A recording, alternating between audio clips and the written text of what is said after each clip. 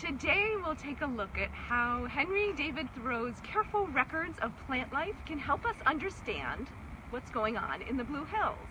I'm Judy Laird-Jacobs, the Executive Director of the Friends of the Blue Hills. And I'm Richard Primack, Professor of Biology at Boston University. And if you have noticed changes over the years that you have visited the Blue Hills, please let us know in the comments, whether it's different plants or number of visitors, trails. We would love to hear from you. This is Blue Hills Alive, your weekly guide to the Blue Hills. We are grateful to our sponsor, Tom O'Neill of Success Realty in Milton. And if you'd like to know more about the Blue Hills, you will want to download our free guide to the Blue Hills at friendsofthebluehills.org/guide. And there are over 1,000 people who have downloaded the guide, and we've gotten great feedback. We'd love to know your thoughts. Now we can start. Do you want to start by just introducing yourself and letting us know what kind of research you have been involved in over the many years you've been at BU? Well, I've been at Boston University for 40 years. I'm a botanist specializing in plant ecology, plant identification, plant conservation. Up until about 15 years ago, I mostly worked on tropical rainforests in Southeast Asia, but beginning 16 years ago, I became interested to see whether we could see any of the effects of global warming and climate change on the plants and animals of Massachusetts.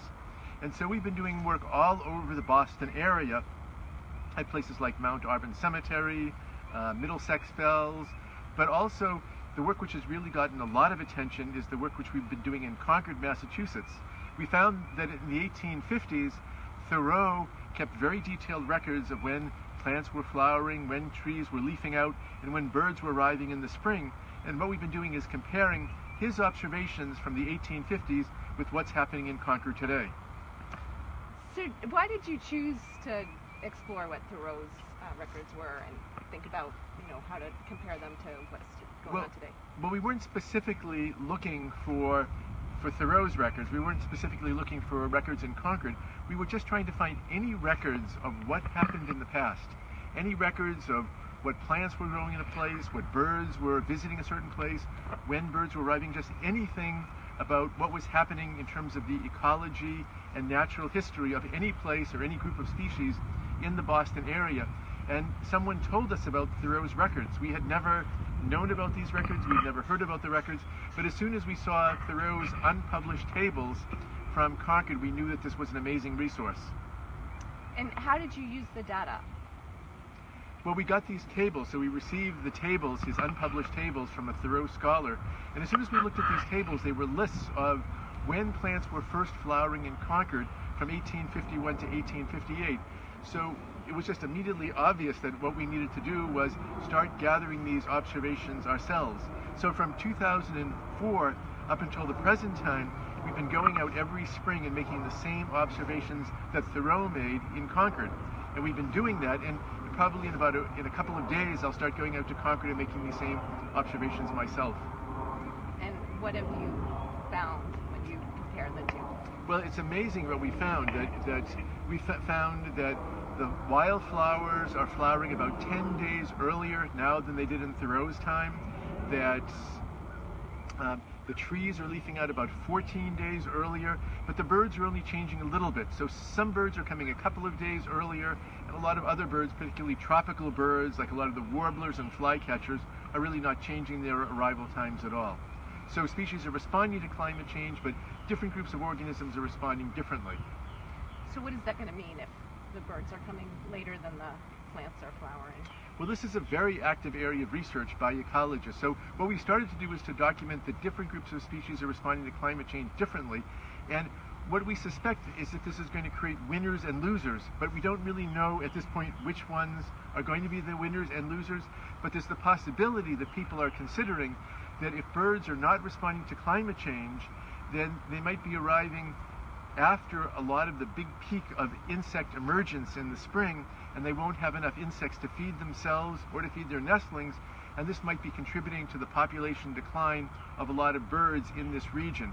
We don't know if this is really happening, but it's something we're investigating. Or similarly, if the trees are responding faster to climate change than the wildflowers, it might be that the trees leaf out ever earlier and shade out a lot of the spring wildflowers that are emerging before the trees in the spring. And this is again something that we're investigating very actively right now.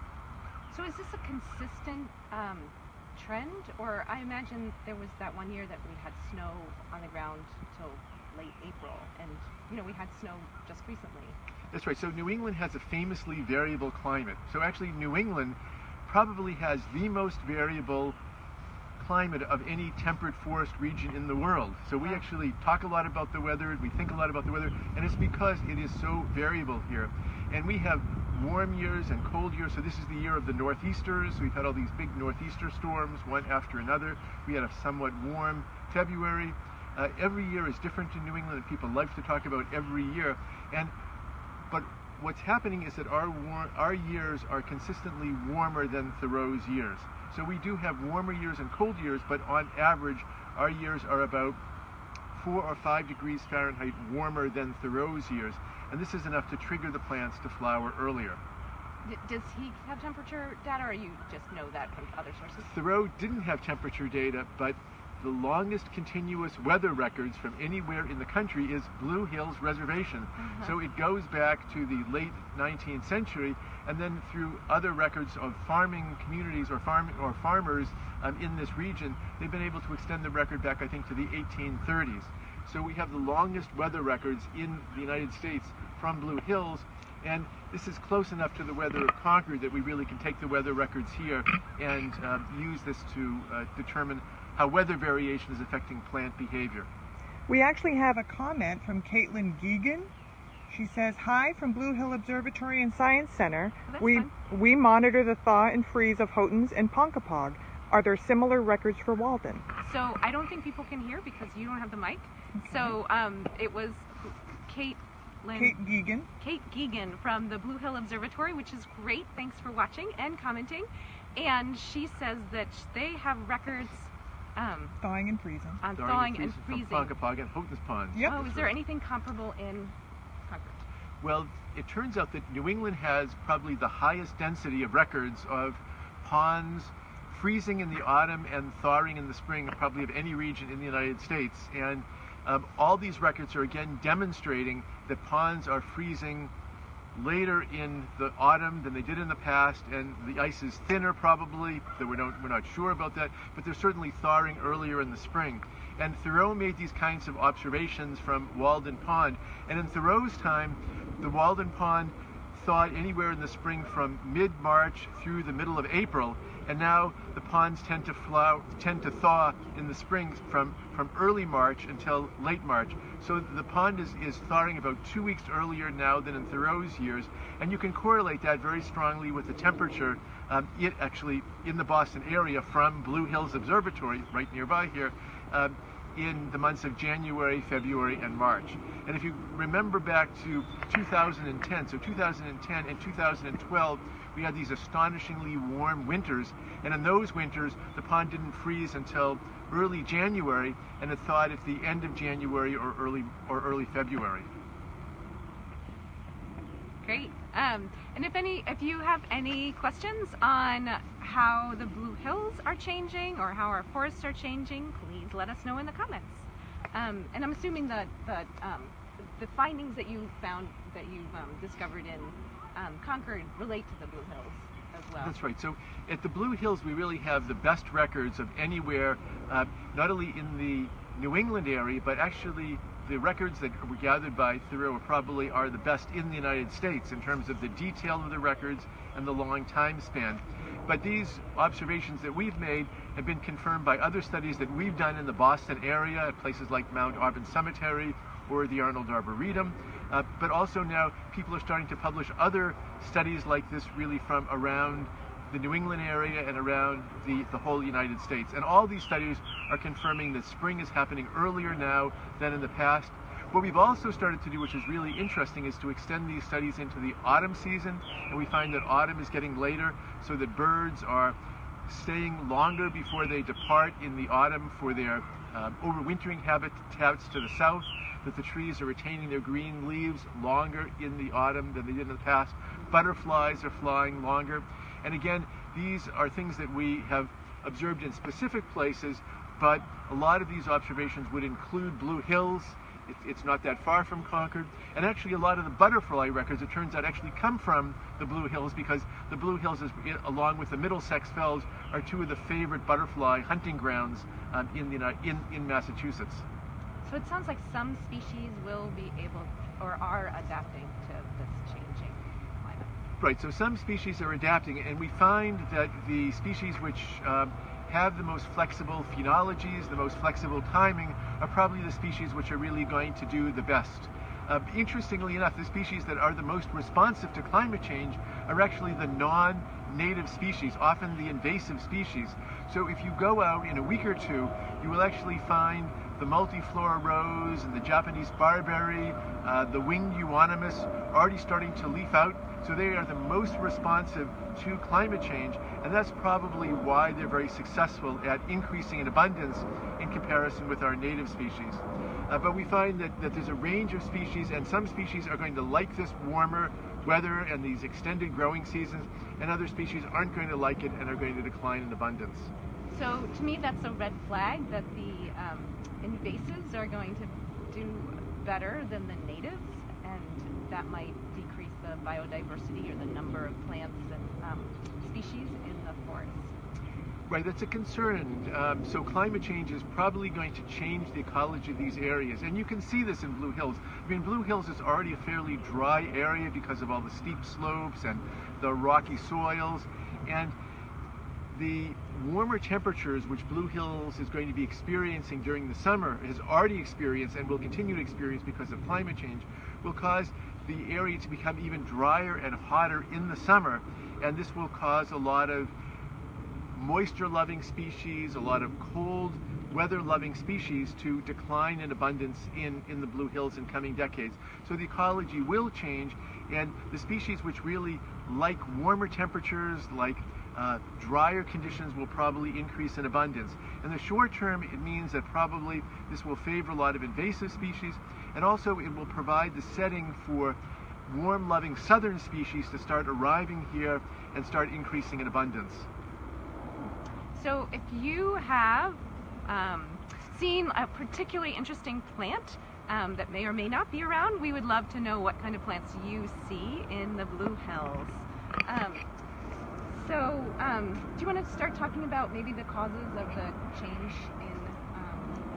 changes that you've been seeing? You mean the changes in the timing of events or the kinds of species we're seeing? Right.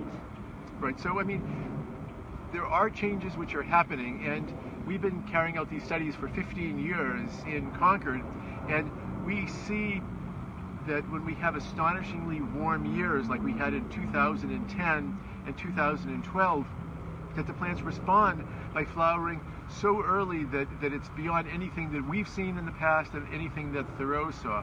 We sometimes see that we have these very mild conditions in the winter. So 2 years ago, we had an extremely mild, extremely warm December, and there were actually many species that were flowering on Christmas Day in Concord, and you can see that also in Blue Hills, things like dandelions or Japanese flowering quince. White clover was still flowering on Christmas Day, which is something which was just unbelievable to see that. Last summer we had this severe drought, and you can see these severe drought, when we have severe drought conditions, which again are probably linked to climate change, it causes a lot of the trees to start losing their leaves, having their leaves change color, and losing their leaves early.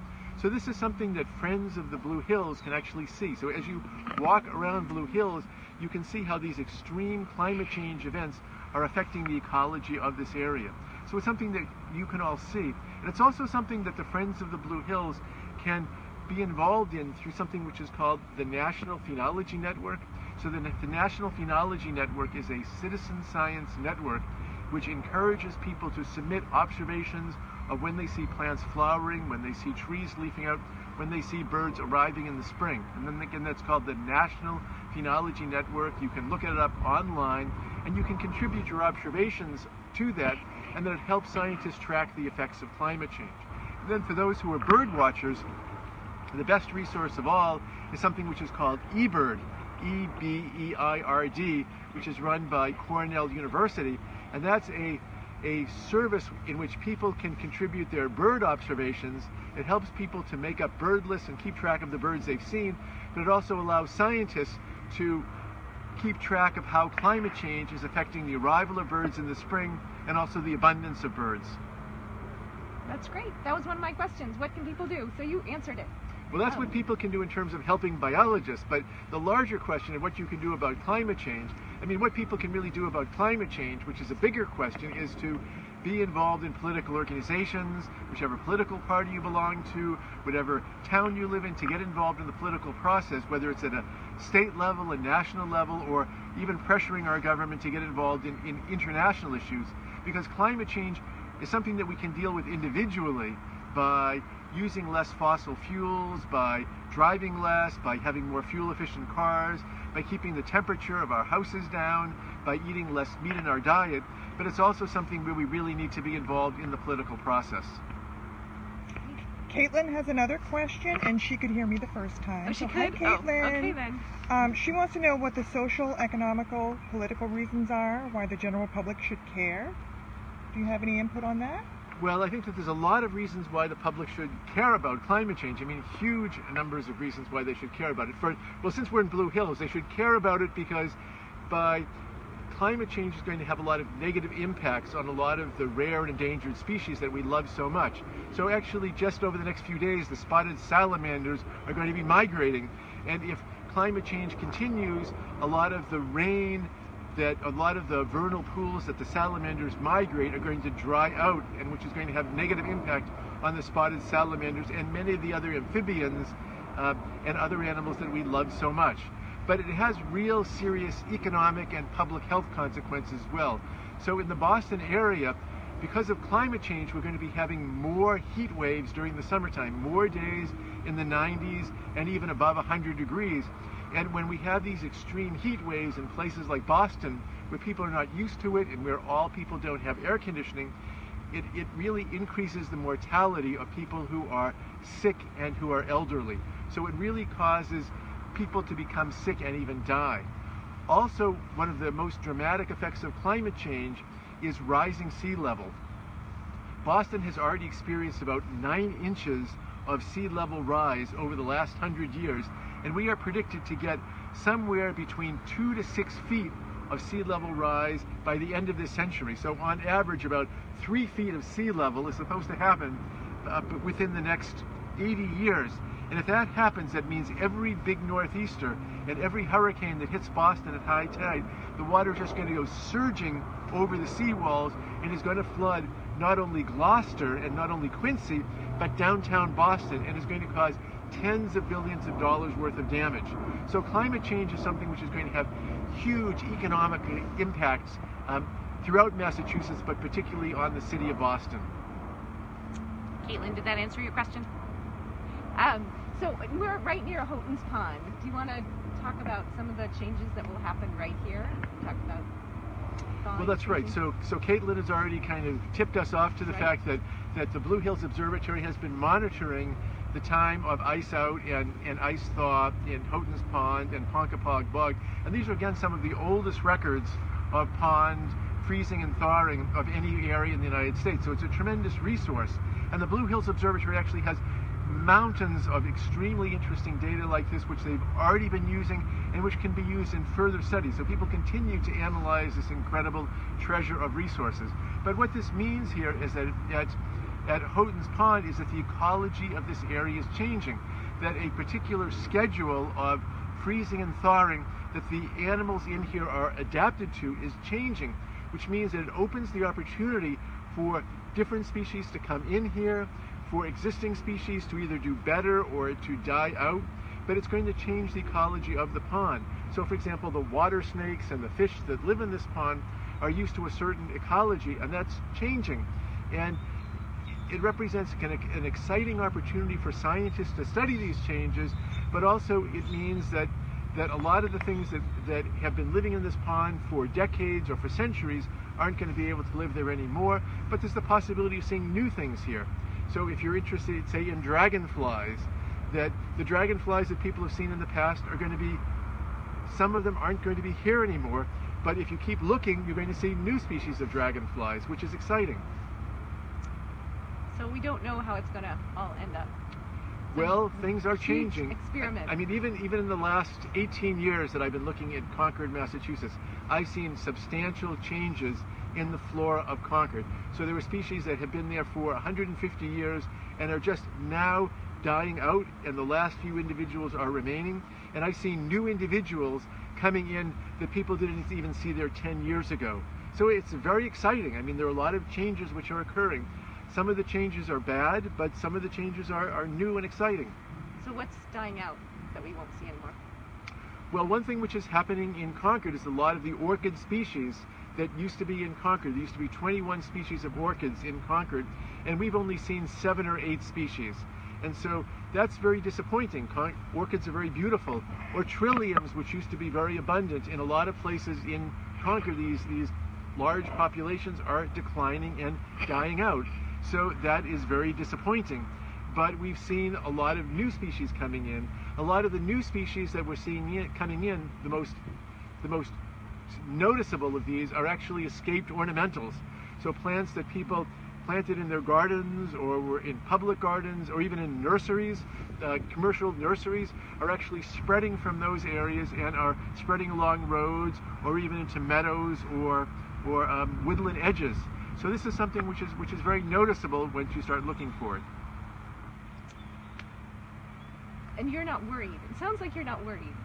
You're just excited about the possibility. I am not worried because I am an optimistic person by nature.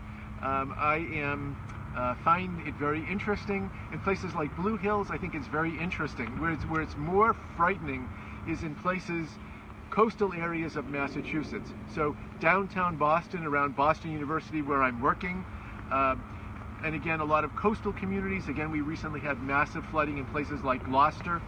And so in places like that, people should be really frightened. But I think that we are a very adaptable society. We're a wealthy society, so we will adjust. We will make the adjustments. It's much better if we make these adjustments before the disasters happen.